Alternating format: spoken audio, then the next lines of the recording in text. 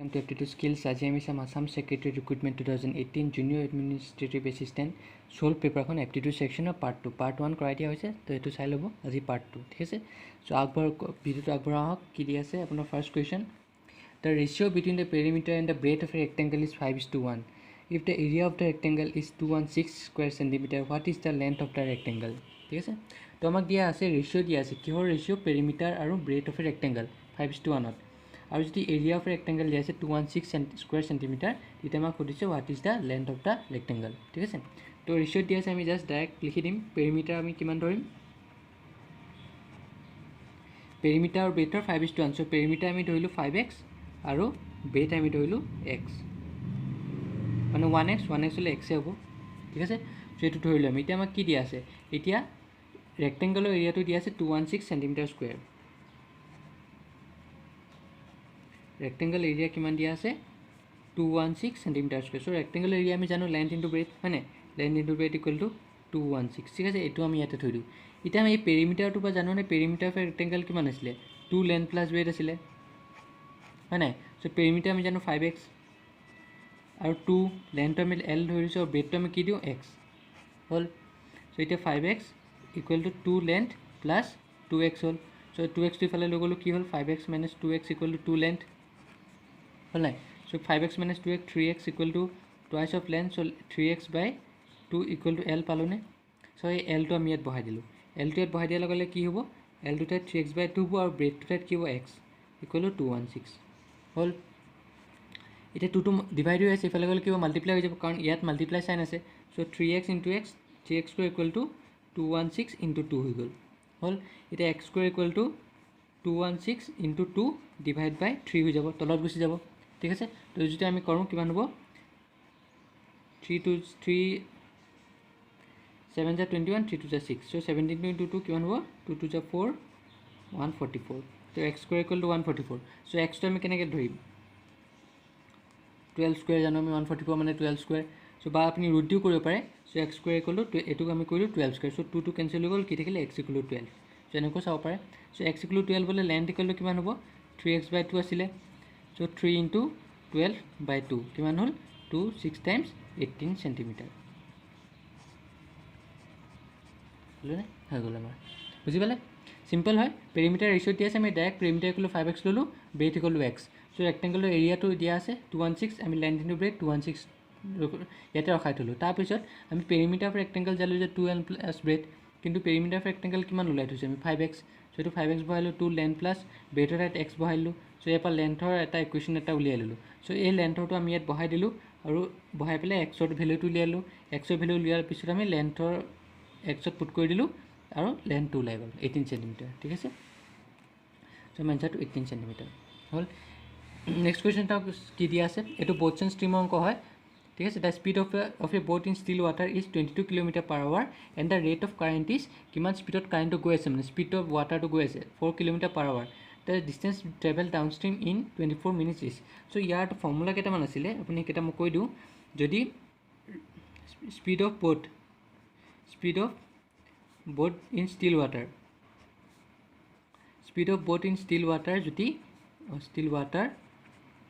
যদি আপোনাৰ u km/h হয় ঠিক আছে u km/h হয় আৰু speed of current যদি হয় আপোনাৰ v km/h ঠিক আছে v km/h তেতিয়া ডাউনষ্ট্ৰীমৰ স্পিড কিমান হ'ব ডাউনষ্ট্ৰীমৰ স্পিড আমি পাম u plus v km/h আৰু আপষ্ট্ৰীমৰ স্পিড আমি কিমান পাম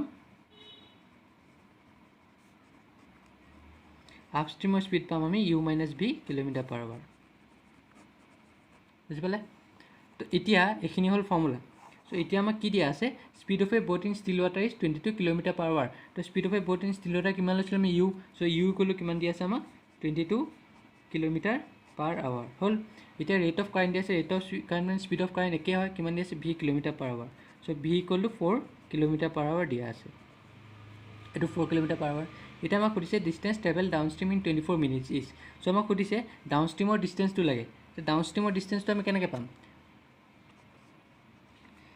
downstream distance downstream distance equal formula तो कैसे distance speed equal distance by time तो डिस्टेंस इक्वल किमान हो speed into time so downstream speed downstream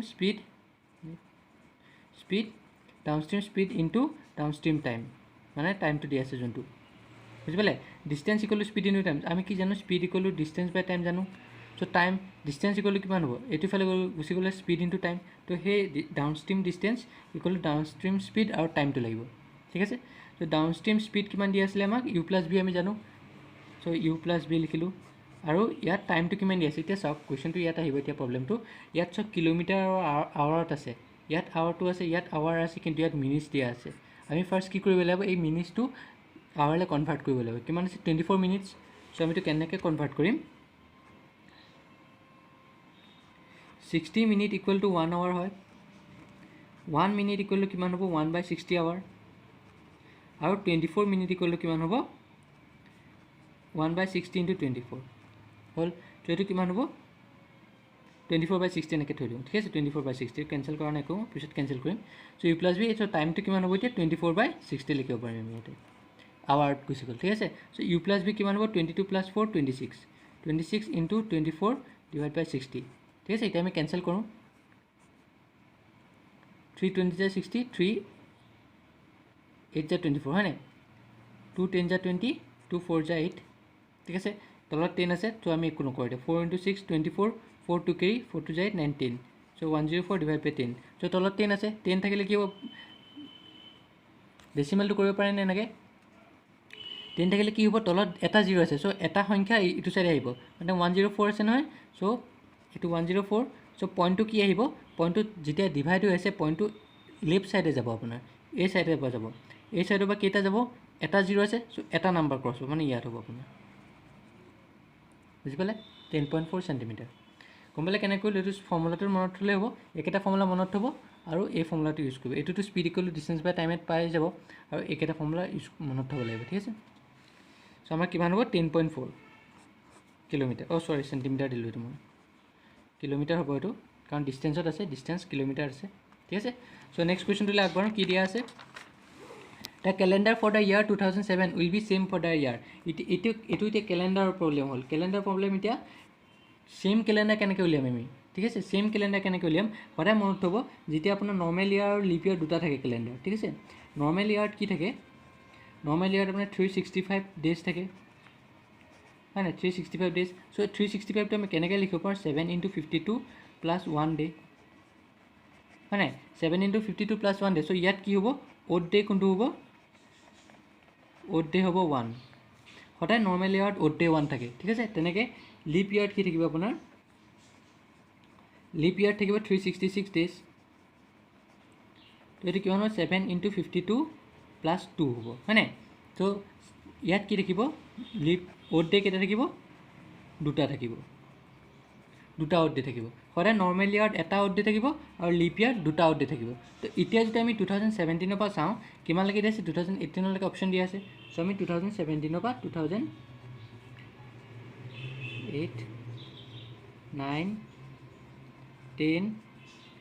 11 12 13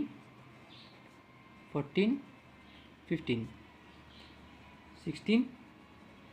17 18 ঠিক আছে সো আমি এতিয়া চাম odd day কেটা সো 2017 লিপ ইয়াৰ নহয় নৰমাল ইয়াৰ সো এখানে odd day এটা হ'ব 2008 to odd day লিপ ইয়াৰ হ'ব কেনেকৈ লিপ ইয়াৰ পালো আমি 2022 লিপ ইয়াৰ হয় নাই তাৰপিছত 2016 আহিলে তাৰপিছত 2012 আহিলে তাৰপিছত 2008 লিপ ইয়াৰ আহিলে আৰু লিপ ইয়াৰ কোনটো হ'ব 2012 4 বছৰ পিছত আহিব 1 2 3 4 2017 সৰি 2016 হ'ল হয় নাই তো তিনটা হ'ব 1 2 3 তিনটা এৰিপ্লাই কৰিব লাগিব সো বাকি কেটাত নৰমাল ইয়াৰ কাৰণে 1 odd day থাকিব 1 odd day থাকিলে 1 odd day থাকিলে এটা কি হ'ব সো এতিয়া আমি কি কৰিম ফাৰ্স্ট আমি কি কৰিম সো এতিয়া আমাক সুধিছে 2007 ৰ লগত কোনটো মিলিব 2007 ৰ লগত কোনটো মিলিব সো আমি ফাৰ্স্ট প্লাস কৰিম 2 3 4 5 6 7 8 9 10 11 12 13 14 15 সো এতিয়া যদি মই 2018 টো চাও মই 2017 লৈকে ল'ব লাগিব ঠিক আছে 2018 টো ইয়াৰটো চালে মই 2017 লৈকে ল'ব লাগিব বইবা দিয়া কৈছে চ' 2018 ইয়াৰটো ল'লে মই 2017লৈকে চাব লাগিব ঠিক আছে। চ' 2017লৈকে যদি চাওঁ মই কেনেকৈ হ'ব, কিমান হ'ব 1 2 3 4 5 6 7 8 9 10 11 12 13 14। চ' 14 পালোঁ আমি, 14 অ'ড ডে। 14 অ'ড ডে যদি মই পাওঁ, এইটো যদি আপোনাৰ 7 × 2 + 0 লিখিব পাৰোঁ হয় নাই। চ' ইয়াত আপোনাৰ অ'ড ডে নাই, একো 0 হ'ব। তো সেইকাৰণে যেতিয়ালৈকে আমাৰ কেলেণ্ডাৰটো নেক্সট কেলেণ্ডাৰ আমি কেনেকৈ পাম, যেতিয়ালৈকে মই 0 নহয় এইটো, তেতিয়ালৈকে সেই কেলেণ্ডাৰখন নিমিলে। তো 2017ৰ কেলেণ্ডাৰখন 2018ত মিলিব ঠিক আছে। যদি মই চাওঁ যে 2010ৰ কেলেণ্ডাৰখন ক'ত মিলিব, তেনেকুৱা হ'লে আপোনালোকে আকৌ গৈ থাকিব তেনেকৈ ঠিক আছে, বুজি পালে। তো কিমান হ'ব 2018, বুজি পালে। চিম্পল হয়। 2007ৰ কেলেণ্ডাৰখন সুধিছে মই কোনটো ইয়াৰত মিলে। চ' মই ইয়াত 2018লৈকে আছে কাৰণে মই 18লৈকে লিখিলোঁ। তো ফাৰ্ষ্ট কি কৰিলোঁ, মই গোটেইকেইটা প্লাছ কৰিলোঁ। গোটেইকেইটা প্লাছ কৰি চালোঁ যে 2018 ইয়াৰটো চাবলৈ মই 17লৈকে ধৰিব লাগিব। তো 17লৈকে 14 অ'ড ডে হয়। চ' 14টো 7ৰ মাল্টিপল হ'ব। চ' সেইকাৰণে 0 থাকি যাব শেষত। চ' শেষত 0 থকাৰ লগে লগে মই গম পালোঁ যে 2017ৰ যোনখন কেলেণ্ডাৰ 2018ৰ কেলেণ্ডাৰ একেই মিলিব। তেনেকৈ আপুনি তেনেকৈ বেলেগো কৰি চাব পাৰে ঠিক আছে। চ' নেক্সট কুৱেশ্যনটো আহোঁ, কি দিয়া আছে, if 7 spider make 7 web in 7 days, then how many days are needed for 1 spider to make 1 day। তো 7 স্পাইডাৰ 7 ৱেব, চ' কিমান দিন লাগিব। চ' দিনটো আমি এক্সট্ৰাকৈ ৰাখোঁ 7 days ঠিক আছে। 7টা স্পাইডাৰ 7টা ৱেব 7 দিনত বনায়। চ' এটা স্পাইডাৰে কিমান দিনত বনাব, এটা স্পাইডাৰে 7টা ৱেব আপোনাৰ 7টা স্পাইডাৰ মিলি পেলাই 7 দিনত বনায়। চ' এটা স্পাইডাৰে মিলি পেলাই সেই 7টা ৱেব বহুত দিন লাগিব। চ' কিমান দিন, বহুত দিন হ'লে এইটো আমি যোনটো আমি লৈছিলোঁ সেইটো ইনটু হৈ যাব, 7 × 7 days ঠিক আছে। তো তেনেকৈ এটা স্পাইডাৰে আকৌ এটা ৱেব, এতিয়া এটা স্পাইডাৰে যদি 7টা ৱেব ইমান দিনত বনায়, চ' এটা ৱেব কিমান দিনত বনাব, কম দিনত লাগিব। কম দিন লগাৰ লগে লগে যোনটো কম দিন লাগে সেইটো কি কৰিম, আমি তলত লৈ যাম। আমি এইটো ওলাই আছিলোঁ, চ' এইটো 7 হ'ল। চ' 7 days হ'ল এনচাৰটো। কাৰণ আমাক এটা স্পাইডাৰে এটা ৱেব কিমান দিনত লাগে সেইটোৱে লাগে, বুজি পালে। 7টা স্পাইডাৰে 7টা ৱেব 7 দিনত লাগে। চ' এটা স্পাইডাৰে 7টা ৱেব কিমান দিনত লাগিব, বহুত দিন লাগি যাব। কাৰণ 7টা স্পাইডাৰে যদি 7টা ৱেব 7 দিনত বনায়, এটা স্পাইডাৰে 7টা ৱেব বহুত দিন লাগি যাব। বহুত দিন হ'লে যোনটো আমি ওলাই আছোঁ সেইটো মাল্টিপ্লাই হৈ যাব। আৰু কম দিন লাগিলে যোনটো আমি তলত লৈ গৈ আছোঁ সেইটো তলত গুচি যাব লাগে, মানে কমাই আছোঁ। তেনেকৈ ইয়াত মই 7 পৰা 1লৈ আনিলোঁ। চ' এইটো কমি আছে, কমি থকাৰ কাৰণে এই 7টো তলত গুচি গ'ল ঠিক আছে। তো 7 days হ'ব। চ' নেক্সট কুৱেশ্যন কি দিয়া আছে, 204 ডিভাইড 12.75 = 16, দেন 2.04 ডিভাইড 1.275 ইজ কিমান হ'ব। চ' 204 আমাক কিমান দিয়া আছে, ডিভাইড 12.75 = 16 দিয়া আছে ঠিক আছে। আমাক উলিয়াব কি লাগে, এইটো উলিয়াব লাগে। চ' এইটো আমি লিখি দিছোঁ 2.04 ডিভাইড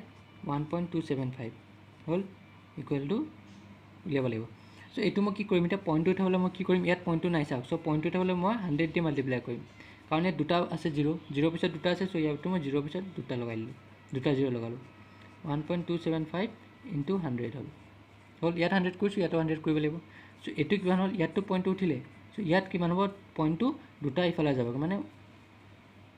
এইটো কি লাগে 12.75 লাগে। চ' এইটো মই কি কৰিম, 1.275 × 10 × 10 কৰিলোঁ। কাৰণ এতিয়া যদি মই ইয়াক মাল্টিপ্লাই কৰোঁ 100 দি, পইণ্টটো ইয়াত গুচি যাবগৈ। কিন্তু আমাক ইয়াত নালাগে নহয়, পইণ্টটো আমাক ইয়াতহে লাগে, এটা ষ্টেপৰ আগত লাগে, এটা সংখ্যাৰ আগত। চ' এইটো কি কৰিম মই, 204 হ'ল। চ' এতিয়া কি হ'ব, এইটো এইকেইটা মাল্টিপ্লাই কৰিলোঁ মই। এইকেইটা মাল্টিপ্লাই কৰিলে কি হ'ব, 1.275 × 10 কিমান হ'ব, 12.75 হ'ল আৰু × 10 হৈ গ'ল, বুজি পালে। চ' এতিয়া 12.75 আহি আছে। চ' এইটো মই কি কৰিম, এতিয়া এইটো মই এনেকৈ লিখিব পাৰোঁ, 12.75 × 1/10 হ'ল। তো এতিয়া এইটো মানে কি হ'ব, 16। তো 16 × 1/10 এইটো কিমান হ'ব, 16 × 1/10 মানে 16/10, এইটো কিমান হ'ব, 1.6, বুজি পালে। এইটো এনচাৰ চিম্পল। আপুনি এইটো মিলালে হ'ল। খালি ইয়াত কি দিছে 12.75, সেইকাৰণে আমি তলৰটো 12.75 মিলাব লাগিব। সেইকাৰণে আমি কি কৰিলোঁ, 10 দুটা ভাগ কৰিলোঁ, কাৰণ এটা পইণ্টৰ পিছত এটা সংখ্যাৰ পিছত লাগে আমাক। চ' সেইকাৰণে 10টো কিমান হ'ল, 12.75 × 10 হ'ল, চ' এইটো 1.6 ঠিক আছে, 1.6। এতিয়া চাওক নেক্সট কুৱেশ্যনটো কি দিছে, which of the fraction is greater than 3/5 and less than 6/7 ঠিক আছে। কোনকেইটা ফ্ৰেকশ্যন ইয়াৰ ভিতৰত 3/5তকৈ ডাঙৰ হ'ব আৰু 6/7তকৈ সৰু হ'ব। চ' 3/5 প্ৰথম কি ল'লোঁ আমি, 3/5, 7/8 আৰু 2/3 এইটো ল'লোঁ ঠিক আছে। প্ৰথম এইটো ল'লোঁ। চ' এইটো ল'লে আমি কেনেকৈ কৰিম, জাষ্ট ইয়াৰ এলচিএম কেইটা লৈ লওক। 5 8 আৰু 3 এলচিএম কিমান হ'ব 40 43 হ'ল 3/5 7/8 আৰু 6/7 সৰি 6/7 হয় ন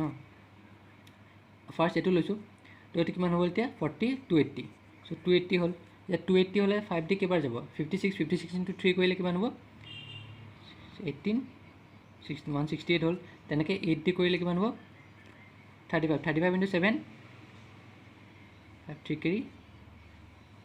35 ইনটু 7 কৰিলে কিমান হ'ব 5 3 কেৰি 21 প্লাছ 3 24 245 আৰু এইটো কৰিলে 40 14 240 হ'লেনে তো এতিয়া চাওক 168তকৈ 245 ডাঙৰ কিন্তু ইয়াতকৈও ডাঙৰ হ'ল নহয় এতিয়া বুজি পালে এইটো ইয়াতকৈ সৰু হ'ব লাগিব মানে ইয়াতকৈ ডাঙৰ হ'ব লাগিব ইয়াতকৈ সৰু হ'ব লাগিব কিন্তু এইটো পচিবল নহয় এইটো হ'ল নহয় নেক্সট আমি চাওঁ 3/5 2/3 আৰু 6/7 এইটো হ'ল এইটো কিমান হ'ব 105 হ'ল 105 হ'লে 5 হ'লে কিমান হ'ব 21 3 যা 63 হ'ল 3 হ'লে কিমান হ'ব 35 to 70 আৰু 70 কৰিলে কিমান হ'ব 15 6 হ'লে 80 এইটো মিলি আছে চাওক 70টো ইয়াতকৈ ডাঙৰ হ'ব কিন্তু ইয়াতকৈ সৰু হ'ব চ' এইটো আপোনাৰ মিলি আছে তেনেকৈ এইটো হ'লে কি হ'ব 3/5 to 2/3টো ইয়াতকৈ ডাঙৰ হ'ব আৰু ইয়াতকৈ সৰু হ'ব 6/7 এইটো মিলি আছে বুজি পালে কথাটো সেইটোৱে চ' বাকীকেইটা চাব পাৰে আপুনি বাকীকেইটা নিমিলে কিন্তু এইটো আপোনাৰ মিলি আছে যেতিয়া এইটো হৈয়ে যাব ঠিক আছে চ' আজি ইয়াতে আছোঁ পাৰ্ট 3টো আহিব নেক্সট বহুত অংক আছে আপোনাৰ এখনত কুৱেশ্যন পেপাৰখনত প্ৰায় 50টা অংকমান আছে চ' সেইকাৰণে মই এটা পাৰ্ট হিচাপে কৰাই দি থৈ থাকিম চ' মোৰ চেনেলটো লাইক ছাবস্ক্ৰাইব আৰু শ্বেয়াৰ কৰিবলৈ নাপাহৰিব আৰু বেল আইকনটো ক্লিক কৰি থওক যাতে যেতিয়া মই নতুন ভিডিঅ' আপলোড দিওঁ আপোনালোকে ন'টিফিকেশ্যন পাই যায় ঠিক আছে থেংকছ এ লট